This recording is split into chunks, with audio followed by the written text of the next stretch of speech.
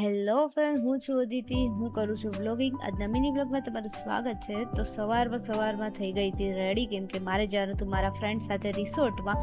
તો આ લગભગ 6-7 વર્ષે અમારો આ પ્લાન બન્યો છે કે અમે લોકો રિસોર્ટ કંઈક જઈએ, વન ડે પિકનિકમાં જઈએ, સાથે રહીએ ને એ રીતે. તો ફાઇનલી આજે અચાનક પ્લાન બની ગયો, કેમ કે મારી ફ્રેન્ડનો બર્થડે હતો અને અમે લોકો રિસોર્ટમાં ગયા હતા. તો અમે અને એક એની ફ્રેન્ડ, એટલે 4 જણા.